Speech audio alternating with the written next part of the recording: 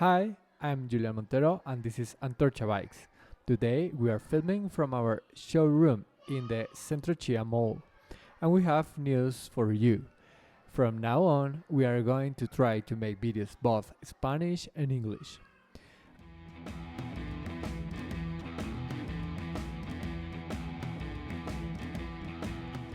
And if you're wondering why the videos in English or in both language, the answer is very simple. I love subscribers and likes, so don't forget to give it a thumbs up and subscribe to our channel.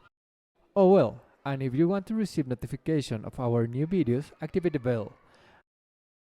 And don't miss our live premieres where our technical team will be answering questions instantly.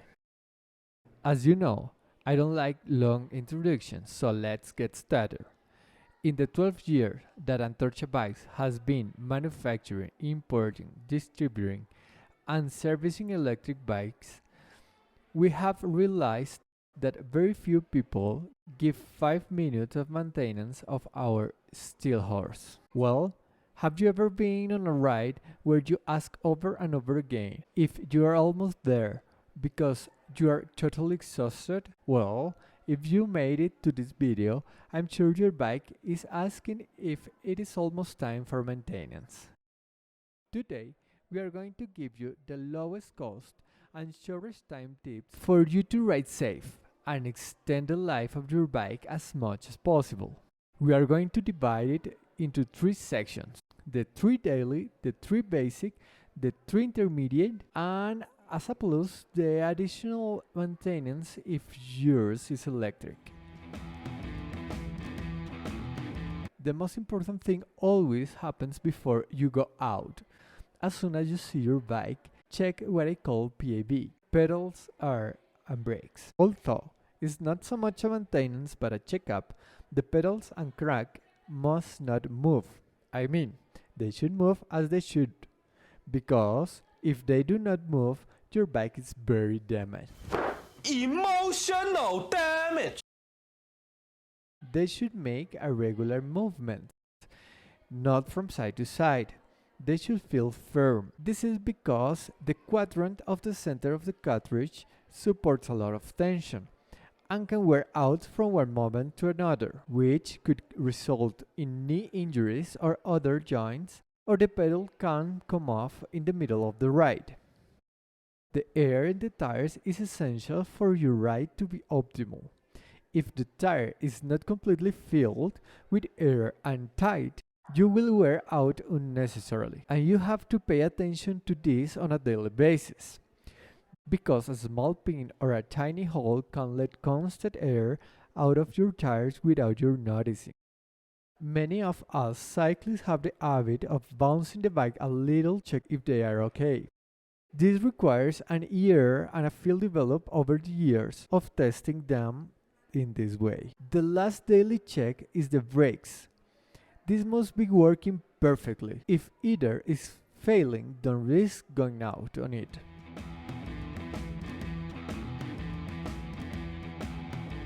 Now, let's talk about 3 basic maintenance that if you use your bike every day, you should be doing them every 15 days. First is washing the bike, which is fundamental. This is because the dirt accumulates in areas of contact and friction, causing wear in the moving parts, wear on the disc or the brake pads, causing resistance to pedaling, reducing the adherence to the hubs, and in short, shortening the life of your bike. When you do the wash, be sure to clean the chain, derailleur, chain ring, pedals, brakes, and the underside of the bike that usually has exposed wires. Use a broom or a brush. Personally, I use a degreasing soap or a soap powder, which is good remover of all grease. Although for the difficult parts you can use a solvent. If you use a degreaser, it's very important that you rinse the product very well, because the degreaser is an acid which can wear the parts very quickly. For this, use plenty of water and use the same broom and brush which you use for applying it. The second thing is lubrication, which should be done once the bike is completely dry. As you know, the saying goes, they are like oil and water. This means that the water will repel the oil you use. In our workshop, we use blower to speed up the drying process, but after washing the bike, we'll let it sit for a couple of hours before lubricating it. Now, you must be wondering with which product to lubricate it, for which we are going to dedicate a complete video on the different types of lubricant. But to make your life easier, there are two main types: liquid and greases. In short, grease is used to change in the long term and in places where the part is not exposed. For your fortune, this time you don't have to grease it in the fortnightly maintenance, but you must use oil or wax. The explanation of the advantage and disadvantage of the different types will be in a separate video because the subject is very extensive. However, the purpose of this video is to make an economical and quick maintenance with what you have at your hand. You can use car engine oil. Say what? To lubricate the external parts that will be exposed. After many tests, we have noticed that the bikes that are not professional, it is ideal because the oil has a very good ratio between the percentage of dirt it traps and the long-term lubrication and the water resistance. We suggest you don't use 3-in-1 lubricants, Super Lube or WD-40, because they dissolve the thicker oils and greases that we need in our bike to give it a long life. To get the oil, you can go to a car repair shop. Usually, when they do an oil change, they have some leftovers, which are more than enough for a good lubrication. With the help of a syringe, you dose the necessary amount and make sure to lubricate the change both externally and internally. The moving parts of the derailleur, the moving parts of the bushing of the tensioner, and be careful that the oil does not get on the brake pads and disc. You can also use a little oil in the top of the brake and derailleur cable sleeve, so it can slowly runs down. If you have exposed brake lines, it is also good to lubricate them. The last step of the lubrication is the cleaning of the excess, which is also very important. After letting the lubrication sit for a few minutes so that it penetrates very well, use toilet paper to clean the excess oil on the chain and all other components that you have just lubricated. I know you must be wondering why toilet paper and why you have to wipe off the excess. Well, you could use a rag or a cheesecloth, but the cloth fiber can turn and they get tangled up, cleaning after cleaning inside the component of the bike, whereas toilet paper naturally dissolves. And finally, the third basic maintenance that you should do bi-weekly are the adjustment of the gear shifter. This calibration is advisable to do it always after lubrication, because if you do it before, the moving parts loosen and probably the work that you have already done will be unadjusted. In the calibration, you have to make sure that it is very easy to reach both the large and the small chainring. And in the plate, make sure that the gear reach from the top to the bottom.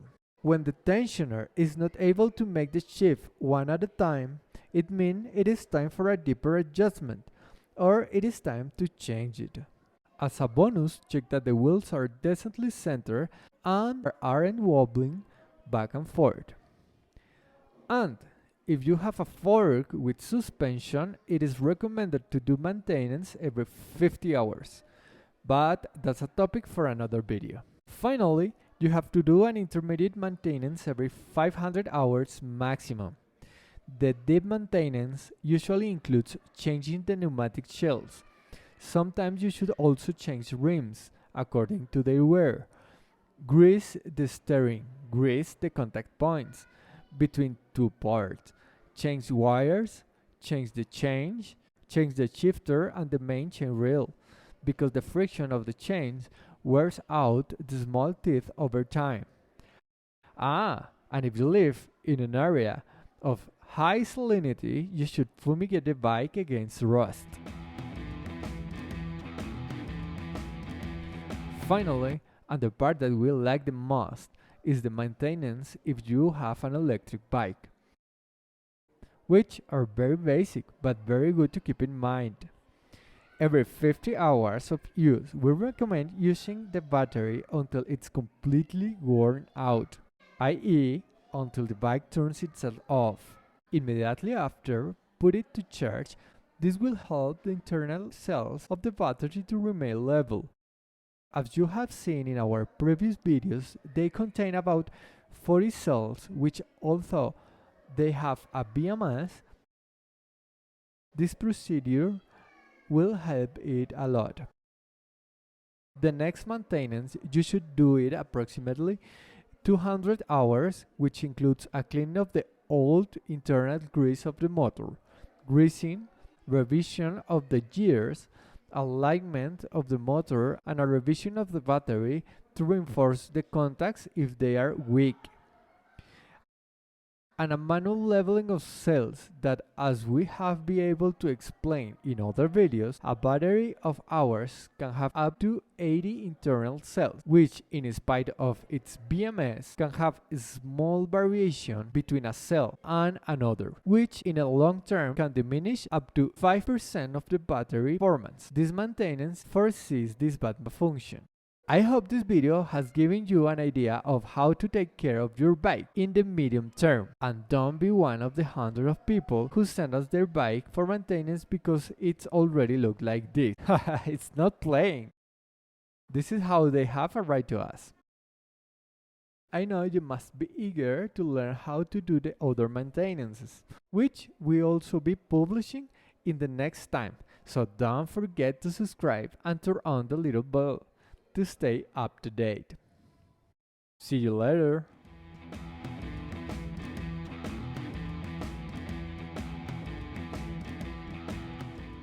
Si te estás preguntando por qué los videos en inglés o en ambos idiomas, la respuesta es muy sencilla. Me encantan los likes y los suscriptores nuevos. Así que no olvides darle pulgar arriba y suscribirte a nuestro canal. Y si